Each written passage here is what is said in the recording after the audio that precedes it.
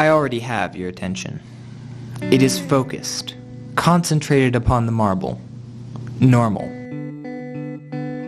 This is a camera, a device capable of recording patterns in light and sound. It is also capable of shifting your focus. Most people, when placed in front of a camera, begin to act differently. They start thinking about, what does the camera see?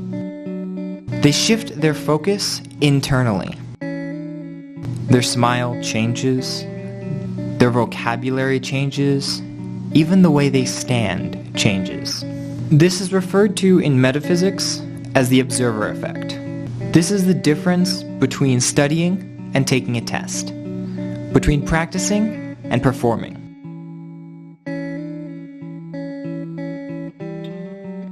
This is me. Awkward, nerdy, average in most respects. Except for one thing. I am watching myself. And like a camera, stuck between two mirrors, there is an infinitely perpetuating observer effect. And this has some side effects. I'm thinking. I'm also thinking about my thinking. And I'm thinking about that, and I'm thinking about that. On the average day, walking along, I'll see somebody, and I'll realize that I can't avoid them, that I'm going to have to pass them. And then I begin to think, who are they? Do I know them? Does it matter? But I realize that I'm going to have to meet them, so I plan for it. I plan everything that could happen. One thing that could happen is a dude nod, where just two guys acknowledge each other and just keep walking. Another possibility is that we could dude nod in the other direction, or even different directions. We could also just ignore each other, not acknowledging each other at all. We could also go for a high five. Ryan Reynolds would be proud. We could go for the awkward high five fist bump combo that happens occasionally. What if we go for a high five, but the other guy is so psyched about it that he jumps and then misses and falls on his face instead? I don't want that to happen, so I start looking for indicators that it's not going to happen and ways to prevent it. So I start thinking about the possibilities that would lead to such an event. I check his foot stance. What is he wearing? How wide is his gait? How fast is he walking? Then I check his arms.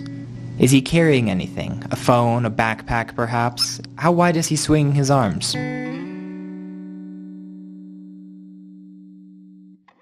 Then I check his center of mass. Someone about to jump has their center of mass over their hips. Someone walking has it leaned slightly forward. Then I check the light. If I'm going for a high five, is he going to get blinded? Am I going to be blinded? Is it going to make a cool shadow on the ground as we high five? What's the point? I think a lot. I think about everything that could happen. How does this end? The more I think, the more I'm able to think. The more ideas I come up with, the more I'm capable of coming up with. And I'm getting faster.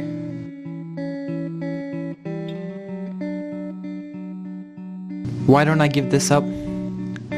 Why don't I just ignore the possibilities and see things for how they are, as they happen? Because why would I? This is me. This is my story, and this is how I tell it.